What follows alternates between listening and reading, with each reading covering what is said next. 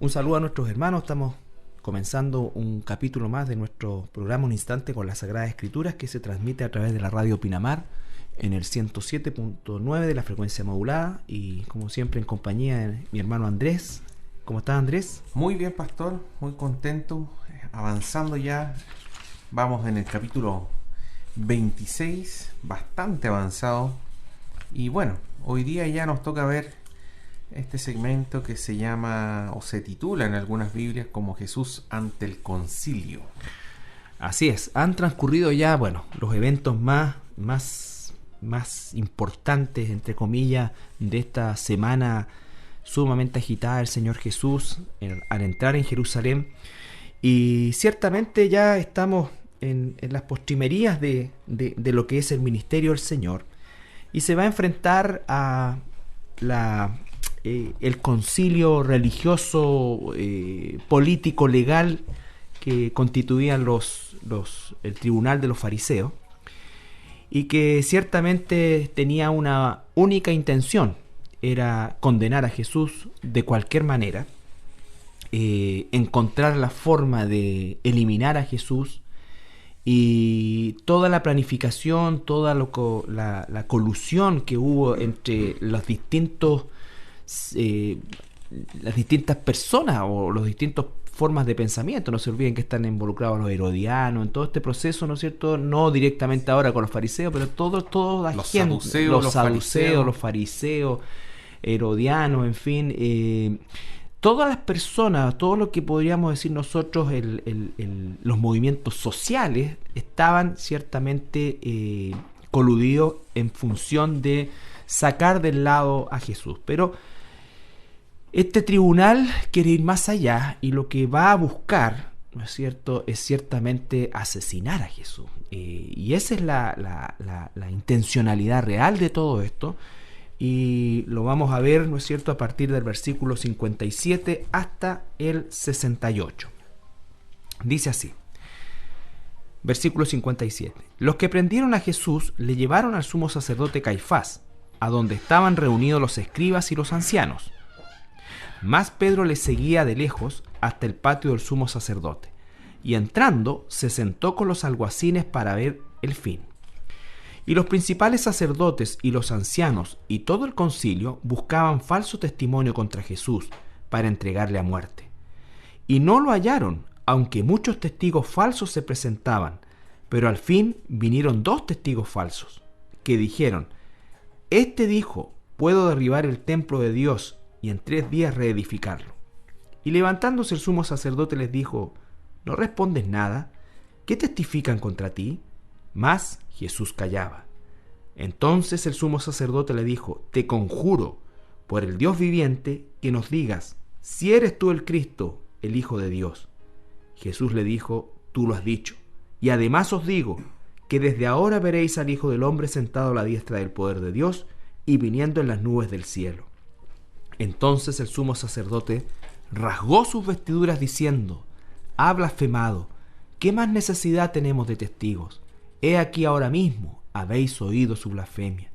¿Qué os parece? Y respondiendo ellos dijeron: Es reo de muerte.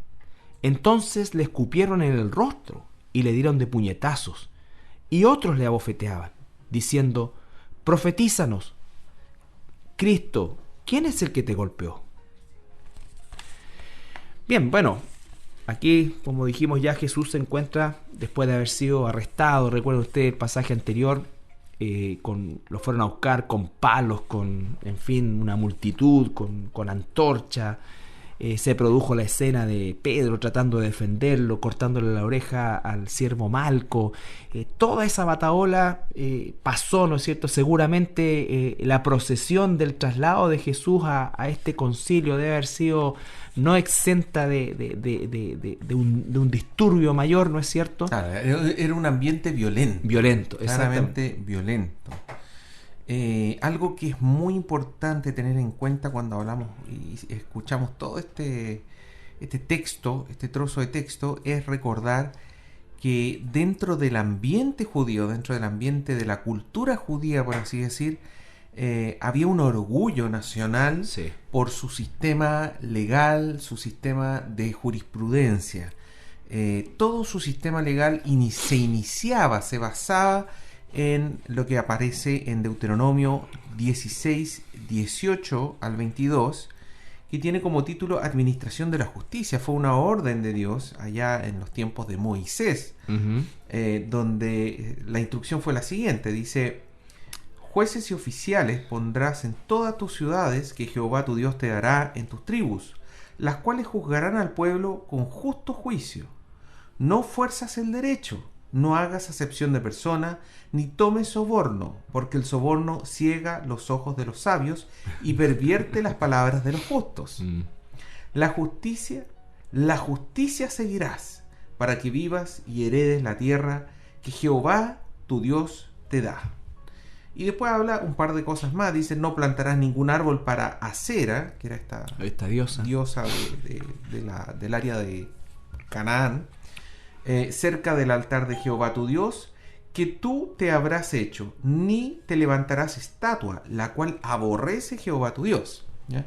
Pero aparte de estos temas de idolatría que menciona al final, claramente Dios estableció un sistema judicial, legal, y con estas instrucciones tan básicas, que uno dice son tan básicas, pero Dios mío, son tan elementales.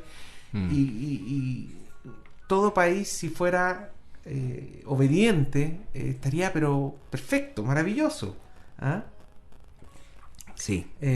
Con justo juicio, para empezar, debes juzgar con justo juicio, no fuerzas el derecho, no hagas acepción de personas, es decir, no hagas diferencia entre una persona y otra por su cultura, o por su conocimiento, o por su estatus social, etcétera, ¿cierto?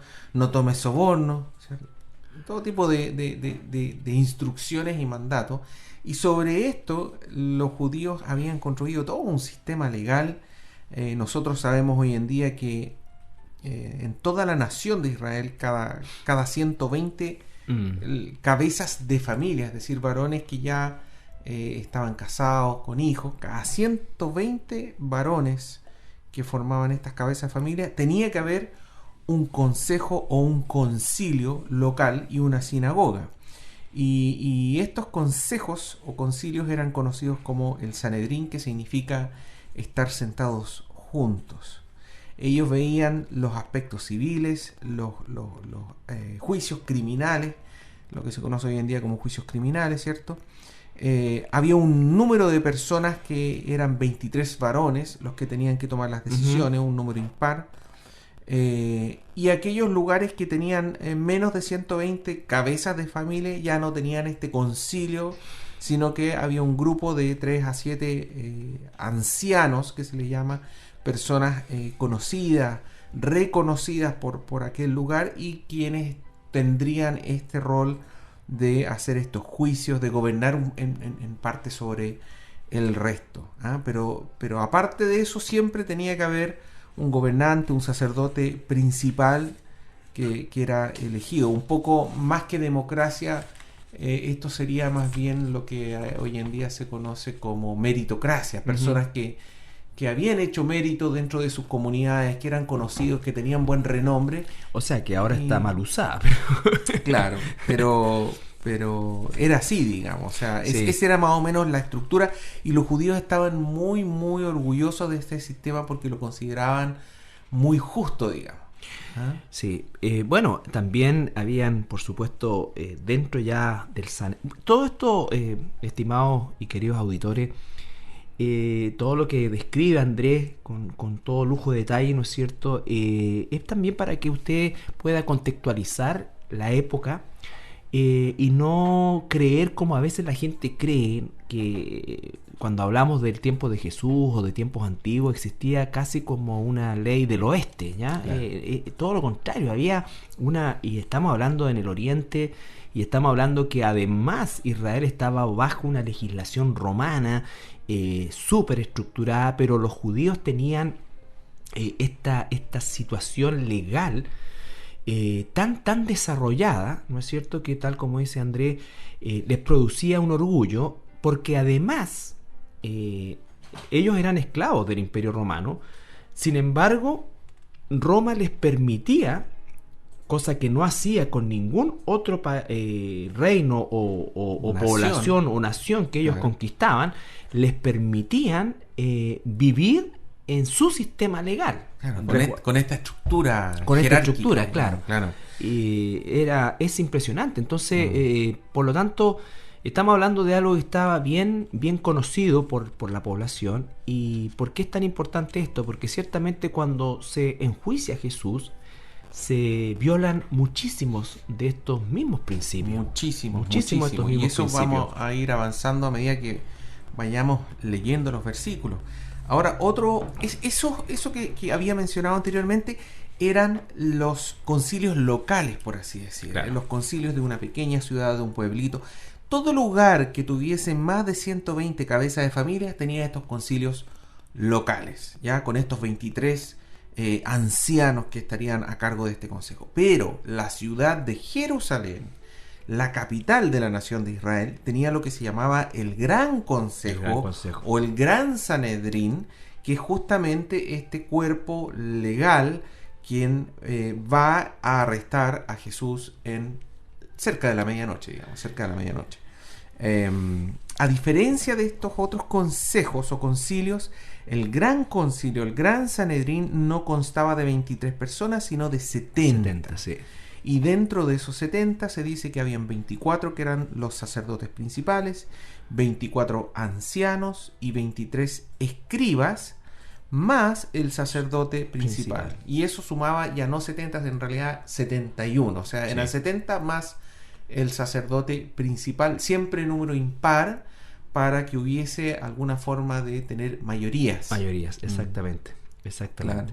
Bueno, este también era lo que podríamos decir hoy día nosotros la última instancia de lo que llamamos nosotros las Cortes de Apelación, ¿no es cierto? La Corte Suprema. La Corte Suprema. Claro. Y obviamente tenía potestad sobre todas las otras sistemas, todos los otros pequeños Sanedrín o sistemas de gobierno por medio de ancianos si la población era más pequeña. Pero es importante esto porque ciertamente el día de hoy existe en Israel moderno, lo que se llama el Knesset, que es el parlamento que tiene exactamente la misma distribución que tiene esto que se está describiendo acá, o lo que está describiendo Andrés, que pertenece a lo que es la historia de Israel, ¿no es cierto? Y los principios legales de la justicia en Israel están basados justamente en lo que nosotros conocemos como los 10 mandamientos y con muchísimos otros principios tomados directamente de lo que ellos llaman la Torá. Entonces, la vigencia de esto es impresionante, o sea, es actual. Así también como se regía ese Israel, se rige este Israel actual. Y fíjense que este gran Sanedrín o Gran Consejo, las personas que podían llegar a formar parte de él provenían de dos orígenes. Algunos provenían de estos Sanedrines locales, estos consejos locales, y que porque habían ejercido un gran liderazgo, una gran autoridad, un buen conocimiento, se denotaba su sabiduría espiritual, digamos, ellos, por así decir, eran llevados y impulsados a formar parte de este gran Sanedrín. O bien también habían algunos que eran como personas jóvenes, aprendices, que entraban a las reuniones de este gran Sanedrín e iban aprendiendo a los pies de algún otro gran famoso que formaba parte de este gran Sanedrín, y este aprendiz eventualmente se le invitaba a participarse. Claro. Bueno, es el ejemplo de Pablo cuando se dice que aprendió a los pies de Gamaliel, que era un distinguidísimo miembro maestro de la ley. Así es muy probable que Pablo también quizás haya participado o lo hayan dejado entrar a alguna de estas reuniones, digamos. Sí, bueno, algunos llegan más allá y dicen que efectivamente debió haber participado de estas reuniones, y es un poco para poder explicar que su estado civil, porque una de las características o de los requisitos de quienes participaban de estos tribunales era que tenían que ser casados, ¿no es cierto? Casados. Lo que significa que después Pablo tiene que haber enviudado, cosa que no era poco común en aquel entonces. Recuerda usted que el enviudar, tanto la muerte del esposo o de la esposa, eran situaciones mucho más comunes o normal, a ver, como más casuísticamente más mayores que ahora, ¿no es cierto? Entonces, no. Claro. Ahora, ¿cuáles eran algunas de las garantías que ofrecía este Eso es importante. Súper importante. Bueno, primero que nada había un juicio que era el concepto de juicio público, ¿ya? Era una garantía para que la gente no tomase la justicia en sus propias manos, para que la persona tuviese la oportunidad de hablar y decir algo. Es decir, evitar el linchamiento, evitar la justicia en sus manos, todo lo contrario a lo que es la ley del oeste, como se quiere decir muchas veces. Nada oculto. Tenía que ser público, tenía que ser a la luz del día, tenía una serie de otros elementos que implicaba este concepto público, el derecho a defenderse. Ese es el segundo derecho. ¿No es cierto? El acusado podía defenderse. Cada vez que estamos nombrando esto, usted, si ha leído el pasaje, ¿no es cierto? Y tiene la historia del arresto de Jesús, del juicio de Jesús, de la condenación de Jesús, puede ya darse cuenta que hay algunas cosas que no se están cumpliendo. Por ejemplo, este concepto de juicio público significaba que el juicio de Jesús no fue público porque fue llevado al Sanedrín en un horario absolutamente no público. Así es. ¿Ya? Fue llevado entre gallos y medianoche. Entre gallos y medianoche. Como dice el dicho. El dicho, exactamente. El derecho a defenderse, el acusado podía defenderse o podía ir a otro que lo defendiera ante el consejo. Jesús tampoco tuvo eso, ¿no es cierto? Claro. Es como un poco el concepto de abogado. De abogado, sí, de defensor. Te podía tener un defensor o bien elegir a defenderse a sí mismo. Él mismo, correcto. Bueno, hoy día también existe eso, ¿eh? Sí. Es que muchas cosas del sistema legal actual vienen no solamente del sistema legal romano, que es como la tradición, el derecho romano, sí, que se les pasa hasta hoy en día a los abogados, sino también de esta cultura judaica. Exactamente. Bueno, de hecho el derecho romano es posterior al Deuteronomio y la ley judía. O sea, sí. Por lo tanto, también debían presentarse por lo menos 2 o 3 testigos para poder acusar a alguien de algo. El juicio de Jesús dice que se presentaron muchos testigos, pero es que después empezaron a contradecirse. Pero por lo menos 2 o 3 testigos. Y cuando hablamos de 2 o 3 testigos, ojo, tenían que ser 2 o 3 personas que tenían que cumplir varios requisitos. Sí, sí. En primer lugar, tenían que ser varón, no podían ser mujer. Sí. Pero no solamente por el hecho de ser mujer, sino que, y esto era bien importante, si eventualmente la persona que estaba siendo enjuiciada se dictaminaba que era culpable y tenía pena de muerte, los testigos eran los primeros que tenían que lanzar las piedras. Eran los primeros. De ahí, acordémonos un poco esta historia que habla sobre Jesús, que le dice: el que esté libre de pecado que lance la primera piedra. Uh-huh. En el fondo es lo mismo. O sea, ¿quién es acá el testigo que eventualmente llevó a que esa persona se la acusara culpable, y en este caso de juicio de muerte, tenía que ser la persona que lanzara la primera muerte? Y lo que está escrito en la historia es que normalmente las mujeres no tenían la fuerza, sí, ni física ni emocional para enfrentar eso, como para ser la primera persona dentro de toda una ciudad en lanzarle la primera piedra para matar a alguien. Entonces no podían ser mujeres, no podían ser niños, no podían ser personas muy mayores porque tampoco tenían la fuerza, ni tampoco podían ser personas que tuvieran algún tipo de problemas mentales o físicos de algún sentido. Entonces esos eran los testigos que tenían que presentarse, 2 o 3 testigos, y tenían que tener completa, ¿cómo se puede decir? Tenían que ser completamente coherentes sus testimonios. Eso era lo otro. Sí. Sí, y a lo que se refiere justamente Andrés es a la práctica de la lapidación, que era la forma de ejecutar la sentencia de muerte en Israel. En el tiempo de Jesús se les había quitado esa posibilidad, o mejor dicho, ese derecho a los judíos, y era prácticamente lo único que no podían hacer, porque de hecho ellos podían retener y encarcelar en el área del templo. Existían calabozos, ¿no es cierto? Pero cuando llegaba un asunto que tuviera que ver con una condena de muerte, la nación de Israel en este tiempo, en el tiempo de Jesús, no podía ejecutar la la pena de muerte. Entonces ellos declaran a Jesús digno de muerte, como acabamos de leer en el pasaje, ¿no es cierto?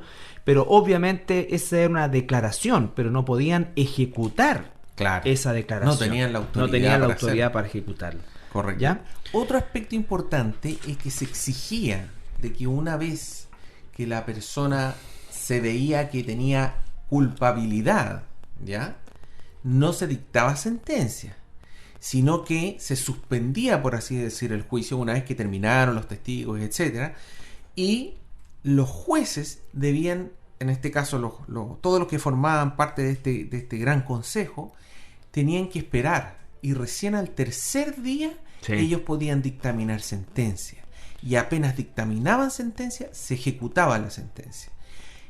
Es más, y cuando uno empieza a averiguar un poquitito más de esto, uno ve toda la misericordia que había dentro de esto, porque si usted pensaba que esta persona era culpable, bueno, tenía que esperar hasta el tercer día, pero el día del juicio, por así decir, era el primer día, después había un segundo día, y en ese segundo día tenían que guardar ayuno.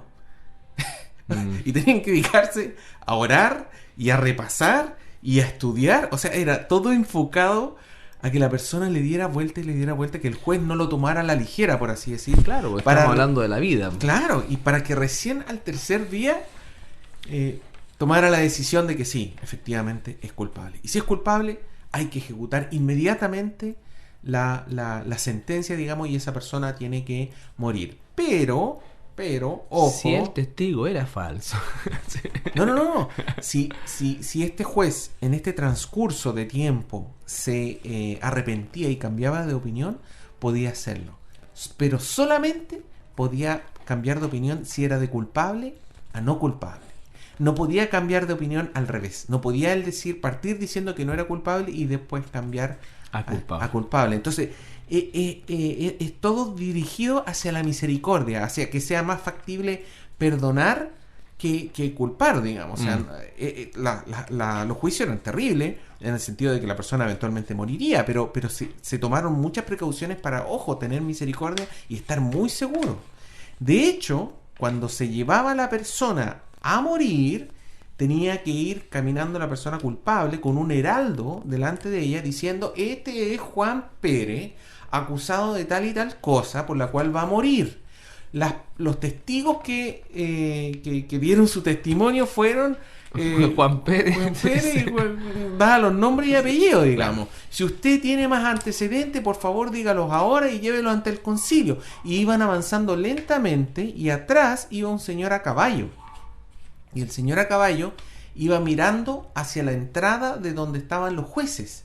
Y donde estaba la entrada de los jueces había otro caballero con una bandera. Entonces, si alguien llevaba más información, más antecedentes, o uno de los jueces tenía alguna duda, levantaba la bandera y la persona a caballo detenía el proceso de ejecución y volvían para atrás. O sea, siempre se daba esta instancia de que no se llevara a cabo la ejecución. Claro. O sea, ahora, cuando tú cuentas todo eso, ¿no es cierto?, que es parte de todo este sistema construido a partir de los principios y de las ordenanzas del que vemos en el Deuteronomio, podemos contrastarlo y darnos cuenta de la falta total de misericordia que hubo con Jesús en el juicio, que no se cumplió nada de lo que habitualmente se hacía en favor de esta misericordia, esta posibilidad de que el acusado pudiera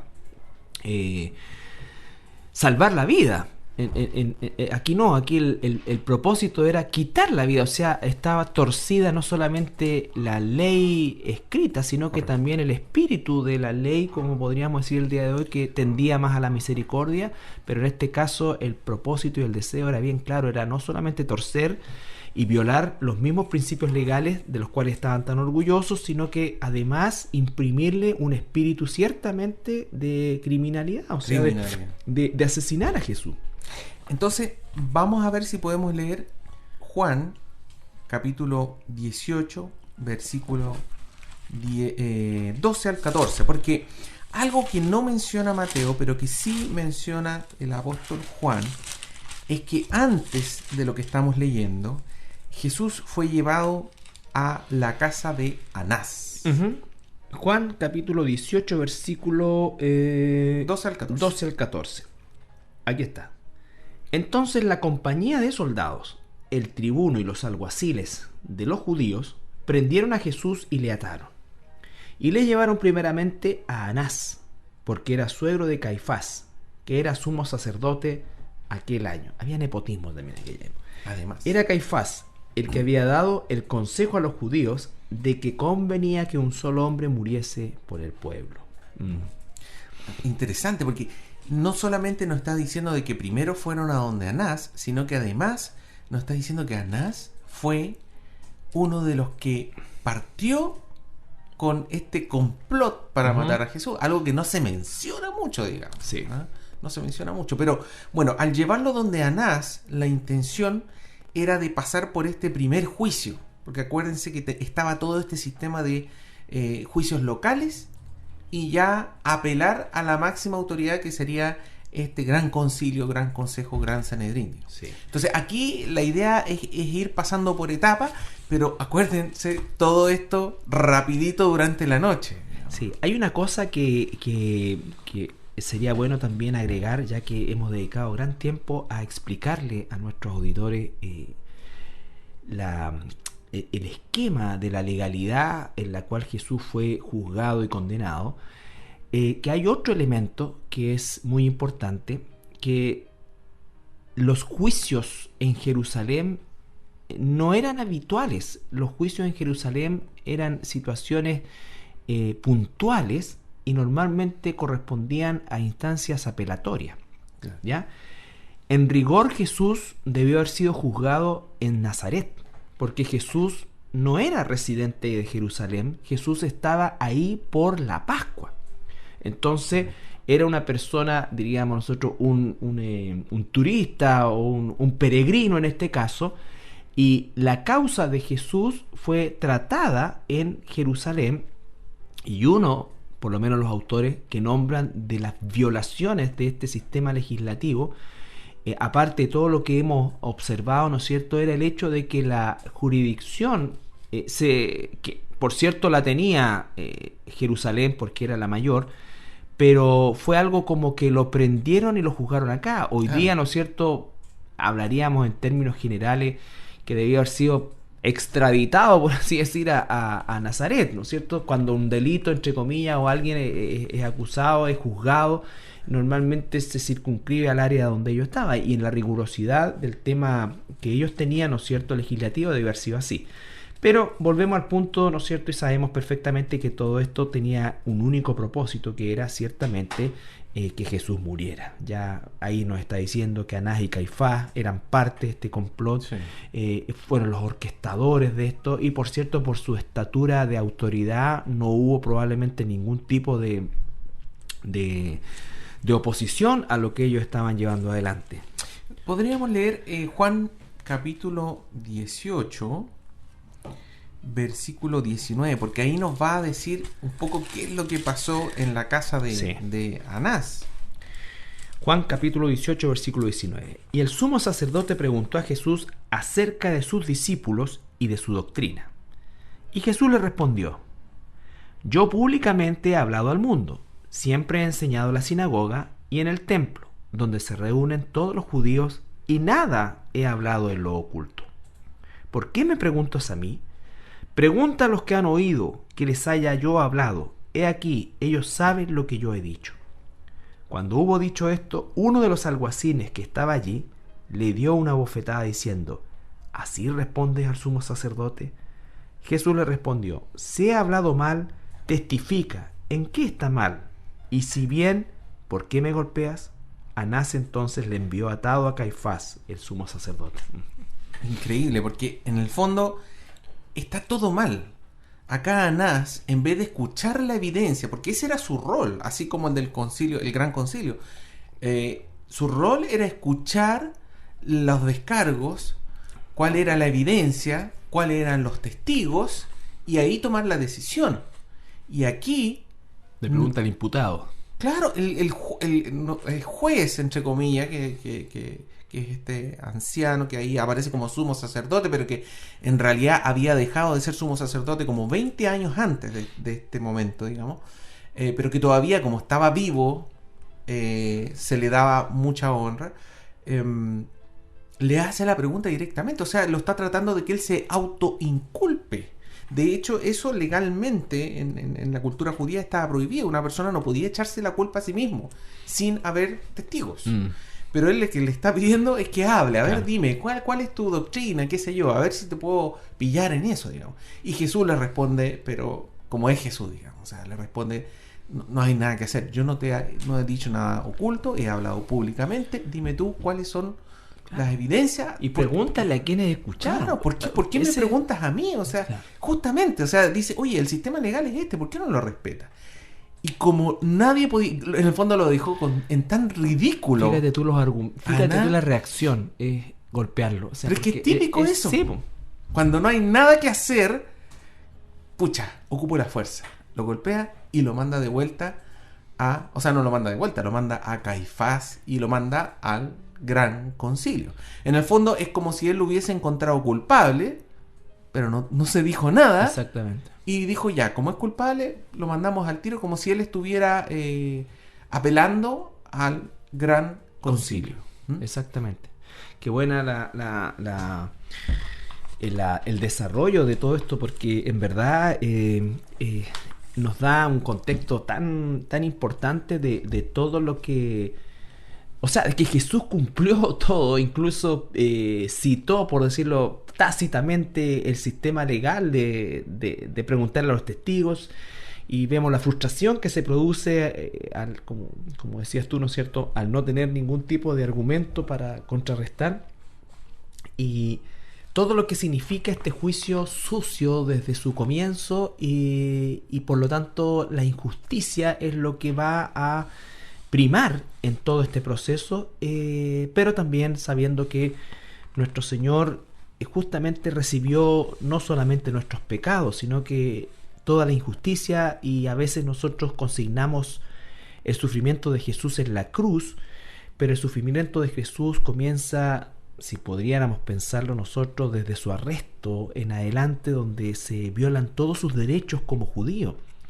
¿No es cierto? En algún momento pensar que él era un ciudadano israelita, era un judío, ¿no es cierto? Y su propia nación le violó todos los principios en pos de condenarlo. No fueron los romanos. No fueron los romanos. Entonces todo esto es importante porque es parte del juicio sobre Jesús en favor de nosotros. En favor de nosotros.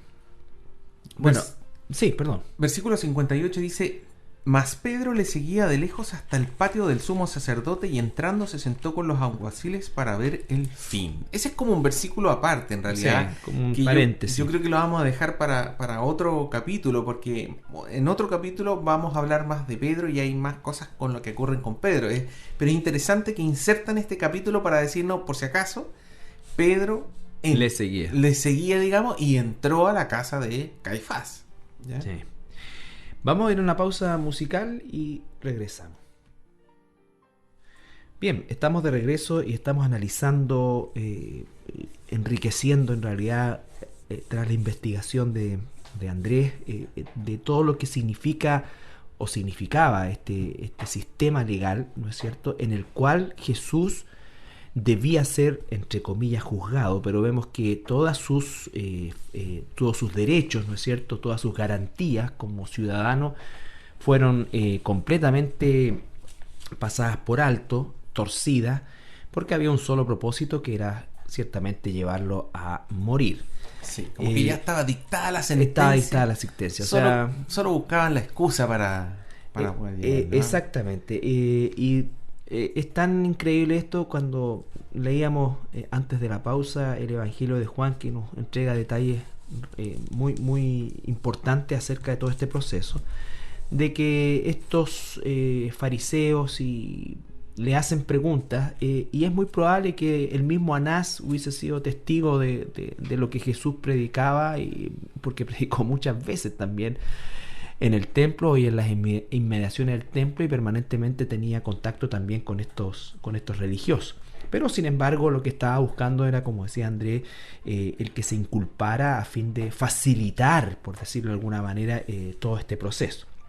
Ahora, probablemente nos correspondería analizar mayormente lo que sucedió ya un poco en la escena misma del Sanedrín, ¿no es cierto? Este gran tribunal en Jerusalén, en que Jesús se va a enfrentar a una serie de testigos falsos y también, por cierto, dice que no abría su boca, dice, ¿no es cierto?, el Evangelio de Marcos. Versículo 59 y 60 habla de los testigos falsos. Así es. ¿Qué le pasaba a los testigos falsos? Bueno, los testigos falsos era realmente una situación de muerte, porque era, como dice el Deuteronomio en el capítulo 19, verso 16 al 19, ¿no es cierto? Era gravísimo.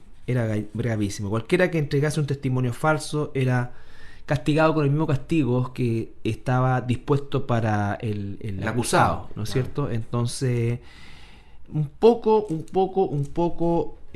no era del sistema hebreo, pero lo que pasó con, si usted se recuerda a Daniel en el foso de los leones, en la historia, ¿no es cierto? Tenemos que todos estos sátrapas acusan a Daniel y lo meten al foso de los leones, se descubre que todo era falso después, y lo que hace el rey, ¿no es cierto?, es echar a todos los que acusaron falsamente a Daniel al foso de los leones. Y dice que todavía no caían al foso y ya se lo estaban comiendo. Y eso sería, yo digo, tan maravilloso que se aplique hoy en día.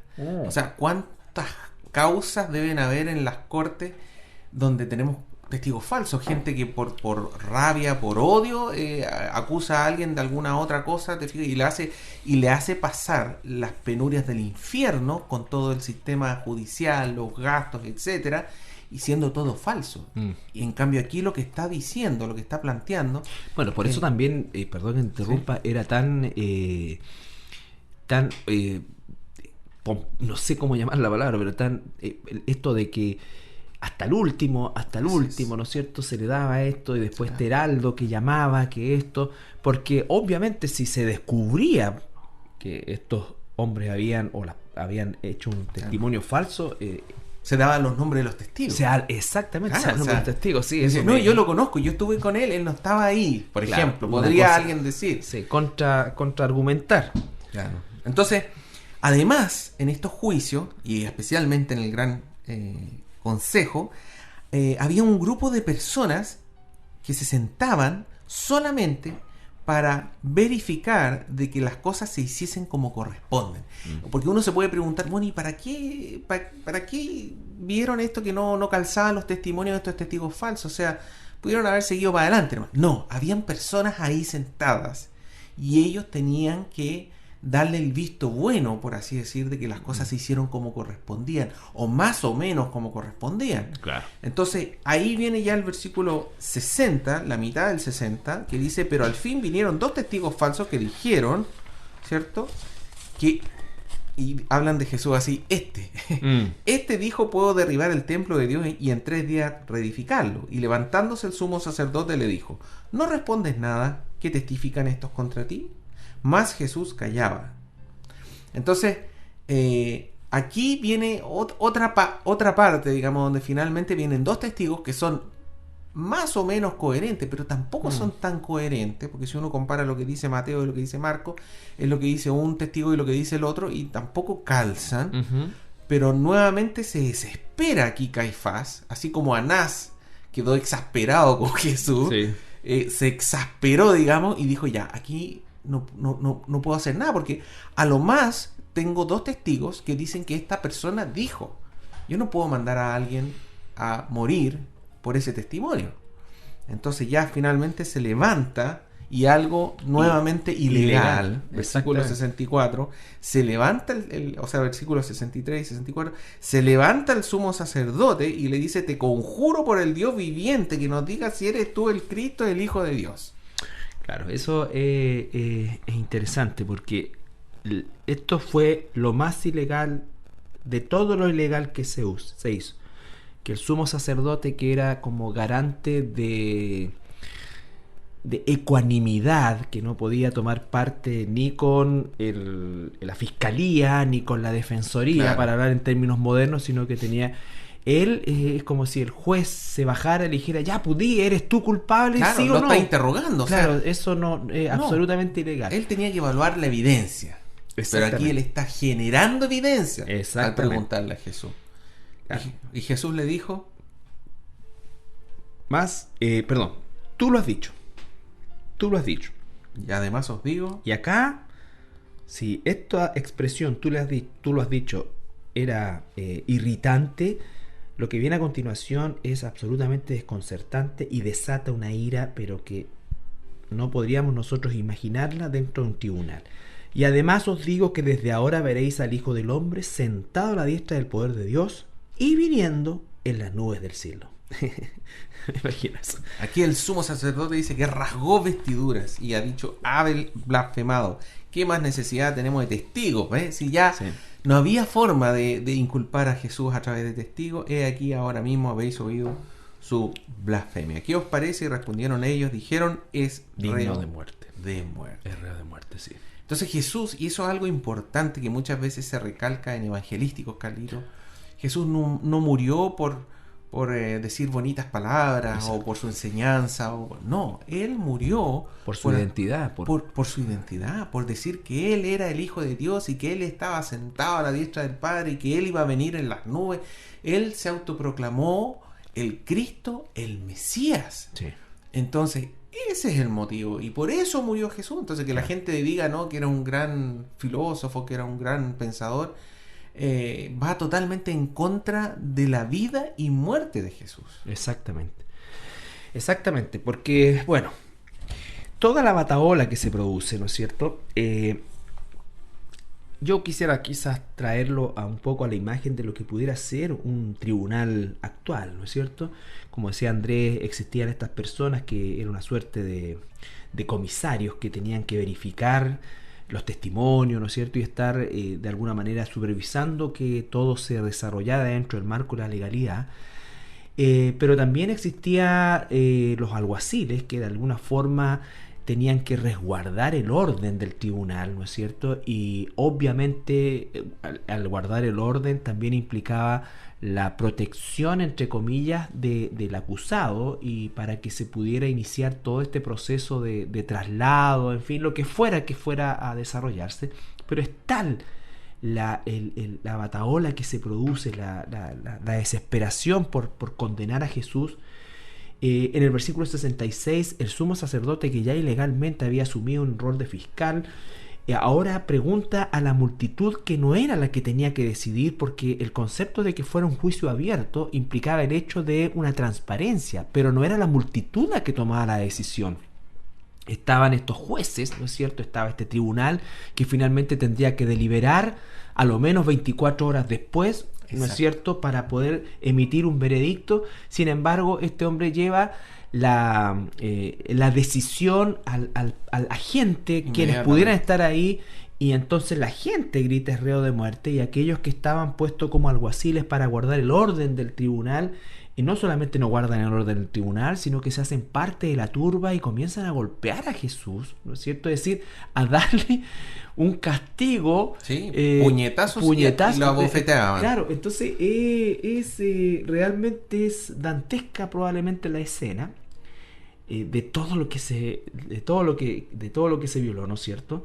Pero imagínense usted, hoy día pueden tener sentado al criminal en serie más grande, pero está rodeado de gendarmes y resulta que protegido, y este hombre sale y afuera está la familia, y si la familia de la gente que asesinó golpea a este hombre, esa familia probablemente se va presa por daños y por lesiones. Entonces, pero aquí no, ¿me entiendes? Aquí ocurrió todo lo contrario. Que partamos que estaban en la casa de Caifás. Sí.